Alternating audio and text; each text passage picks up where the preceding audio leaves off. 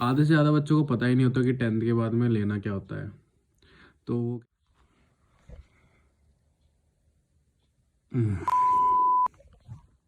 Yes, am I audible? Yes. 2 बज गए रात के। गुड मॉर्निंग मैं आप सभी को बोलता हूँ। 10th के बाद 12th के बाद क्या करना है?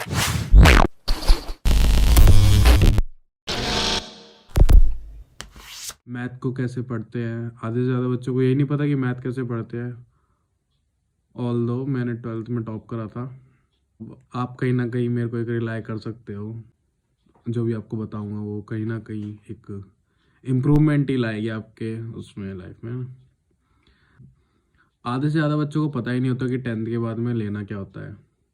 तो वो क्या करते हैं ना कि जैसे कि मेरे दोस्त हैं जिससे मैं था पहले 10th में ना, मैं अपने ये एक्सपीरियंस बताता हूँ। देखो 10th एक ऐसा वो है क्लास जिसमें एक स्टूडेंट चाहता है कि बोर्ड्स आ जाते हैं तो बहुत ज़्यादा एक नर्वस होता है कि मैं साइंस ले पाऊँगा या कॉमर्स ले पाऊँगा या आर्ट्स ले पाऊँगा या नहीं। ड्रीम्स डिसाइड कर लेता है और 10th के अंदर ही कि what should I prefer in the futures. But सीधी सी बात बोलूँ, 10th में आधे से ज़्यादा बच्चे, मोर देन 80% बच्चों को यही नहीं पता होता कि क्या करना है आगे। बात तो सही है।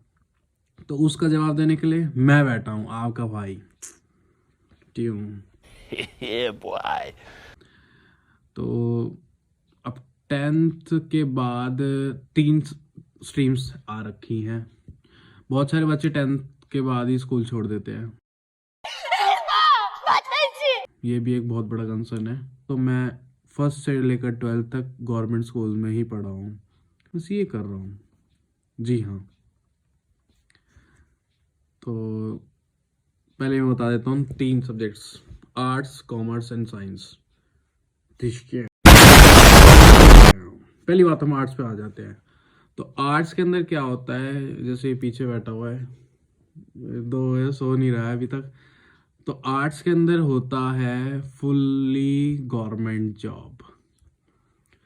आर्ट्स में आप जो पहले बैकग्राउंड में आप कर रखा है ना, SST, social science, economics, history, ये सभी की सभी रिस्केड्यूल होके वापस आपके पास आ जाती है।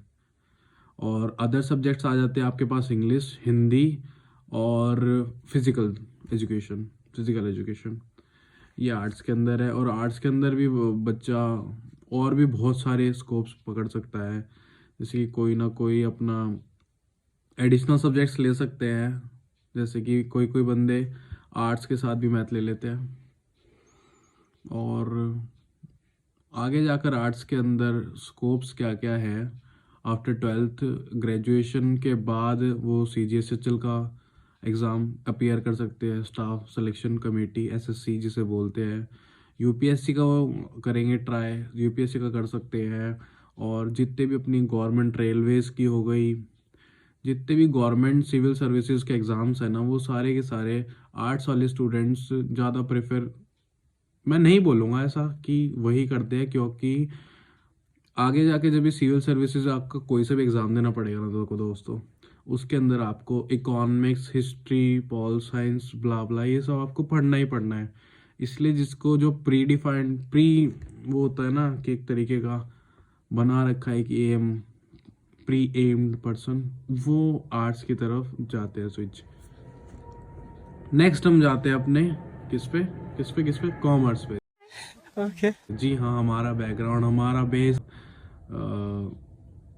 एक एक्सपीरियंस बताता हूँ। मेरे को साइंस चाहिए थी, साइंस लेनी थी 12th के अंदर, 11th के अंदर। बट अनफॉर्चुनेटली मेरे मार्क्स नहीं आ पाए थे 10th के अंदर।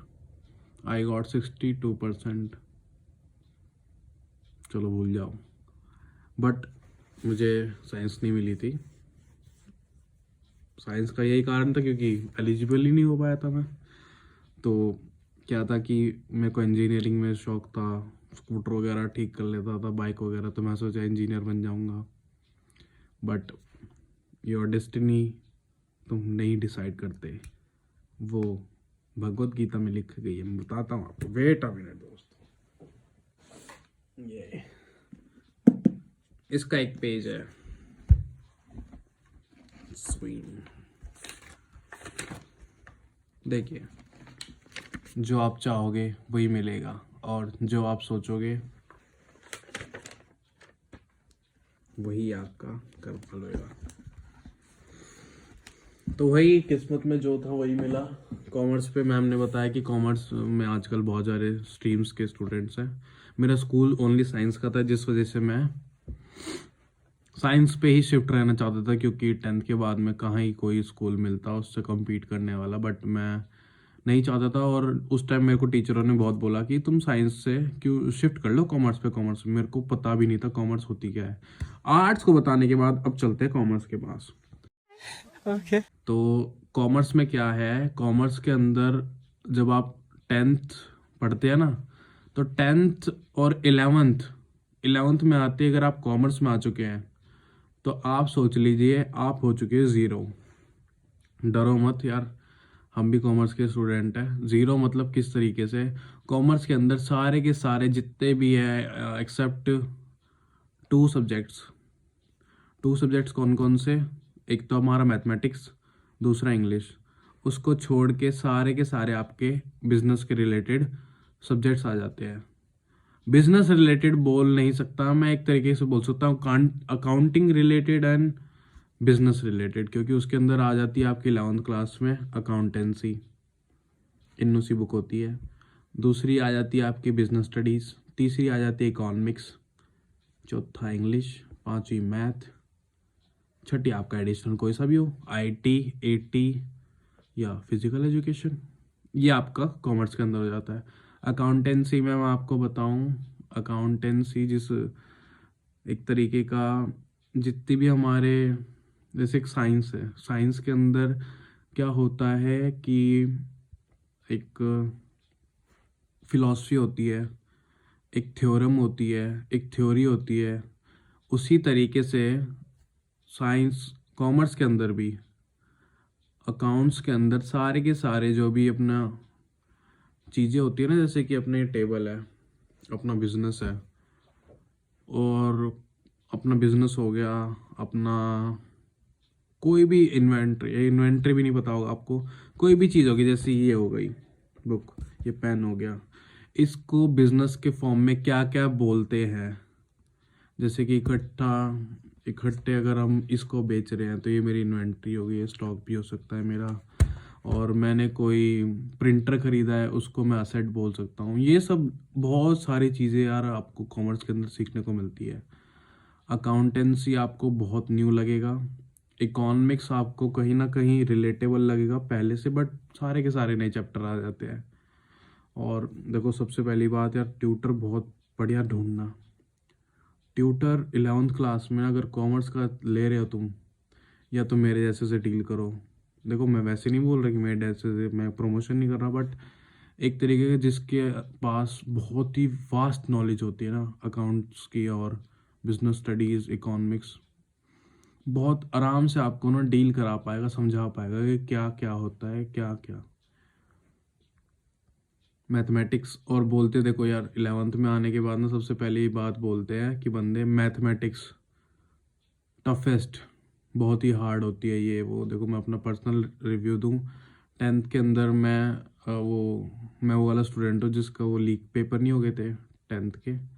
तो उस टाइम फिर मैंने मार्क्स वो पेपर दिए थे, तो जब जाके उसमें नंबर आए थे 92 ज़्यादा।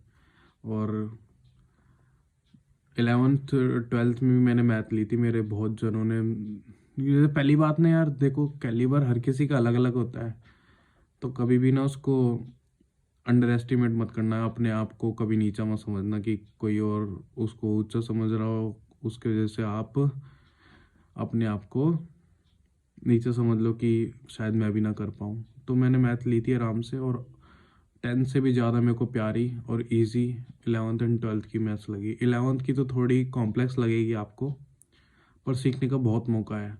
11th एंड 12th की मैथ में क्यों बोलता हूँ लेनी ही ज़रूरी है, क्योंकि किसी भी कॉम्पिटिटिव एग्ज़ाम में आप जाओगे ना आगे जाके, चाहे आप कॉलेज में भी चले जाओ, मैथमेटिक्स आपको 11th एंड 12th की बहुत ज़्यादा हेल्प करेगी। जैसे अब मैं फाउंडेशन में दिया था ना, तो मैंने मैथ पढ़ी भी नहीं थी, मेरा बेस ही इतना स्ट्रॉन्ग था, मैंने उसी से अपना क्लियर कर लिया था एग्जामिनेशन। 11th एंड 12th की मैथ बहुत ही प्यारी है और बहुत ही इजी भी है। प्रैक्टिस मांगती है, बस प्रैक्टिस करना पड़ता है, सब में करना पड़ता है। अब आप आ जाओ साइंस पे। साइंस में बहुत ज़्यादा, मैं बोल रहा हूँ, भीड़ बढ़ जाती है। स्कूल भर जाते हैं साइंस के स्टूडेंट्स से, बट आज के रेशो में साइंस बहुत कम आउटपुट निकाल पा रही है। देखो मेरे दोस्त हैं पड़ोसी में ही, वो 92-93% के, मतलब मेरे ज़्यादातर दोस्त गली में जो है वो साइंस के ही हैं। तो मैंने क्या देखा है उसके उनमें अभी कोई नीट दे रहा है, कोई दे रहा है, बट अभी तक उनका क्लियर नहीं हो पाया है, क्योंकि कंपटीशन ही इतना है और फिर माइनॉरिटीज़ ही इतने आ गए हैं ना। देखो आपका इंटरेस्ट जिसमें है करो, कोई बात नहीं, बट मैं यही सलाह दूंगा कि दोस्त को देखकर कभी किसी के पीछे मत हो जाना, क्योंकि बोलते हैं ना आर्ट्स इजी है, कॉमर्स इजी है, साइंस इजी है। इजी कुछ भी नहीं है। आर्ट्स वाला बच्चा भी अगर उसको चाहिए ना 90%, तो मेहनत बहुत करता है। कॉमर्स वाला भी बहुत मेहनत करता है और साइंस वाला भी। जिसको पास होना होता है ना, वो तीनों में पास भी हो जाता है जब वो इजी बोल देता है। तो इसलिए बोल रहा हूँ, इजी कुछ भी नहीं होता। प्रैक्टिस जितना आप किसी को टाइम डिवोट करोगे ना, वो बोलते नहीं है जितना गर्लफ्रेंड को टाइम दोगे उतना ही प्यार करेगी। तो ऐसे ही सब्जेक्ट्स भी होते हैं। साइंस के अंदर आपका medical and non medical, bio और नॉन बायो भी बोल देते हैं। Mathematics, physics, chemistry, non bio. Bio वालों में बायोलॉजी और आ जाती है। बायोलॉजी वाले हैं अपने, उनको आप देखना, वो बेचारे जो बोलते हैं ना कि हमने नॉन बायो बायो के लिए ली थी, मतलब बायो ली थी साइंस में जस्ट बिकॉज ऑफ मुझे बायोलॉजी बहुत पसंद थी, वो बेचारे बायोलॉजी में ही डरते थे कि भाई कितना वास्ट है, एकदम से छुआरा सा उड़ जाता है। देखो जब बच्चा आर्ट्स में जाता है ना, तो उसको बहुत ही फैमिलियर फील होता है, क्योंकि जब 10th तक जो वो करता आता है ना, 6 से ही पढ़ने लग जाता है SST, वही जाके वो 11th में भी करने लग जाता है। वो बहुत फैमिलियर हो जाता है, बहुत ज़्यादा। तो उससे क्या है, उसको बहुत ठीक लगता है कि यार मैं अपने आप को ना एक बेस पे रख पा रहा हूँ, जिस बेस से मैं अपने आप को ऊपर ऊपर बढ़ाऊँगा। कॉमर्स में आने के बाद बच्चा बिल्कुल ही अपने आप को ना बेसलेस समझता है। क्यों? क्योंकि उसको पता ही नहीं होता कि क्या हो रहा है। समझ रहे हो? बिल्कुल नहीं पता होता कि कौन से सब्जेक्ट से कौन सी है। मैथमेटिक्स पूरी चेंज हो जाएगी आपकी। इंग्लिश भी, इंग्लिश तो क्या ही चेंज होती है, जो होता रहता है। अकाउंटेंसी, नए सब्जेक्ट्स आ जाएंगे और बहुत ही प्यारे सब्जेक्ट्स हैं यार। देखो मैं तो अभी भी कर ही रहा हूँ। और साइंस के अंदर आपको रिलेटेबल लगेगा थोड़ा थोड़ा, नहीं तो साइंस भी पूरी चेंज है। इट इज़ अपॉन यू, आप क्या लेते हो। मैंने पूरा का पूरा डिफाइन कर दिया है कौन से सब्जेक्ट्स में क्या क्या होता है। Thank you.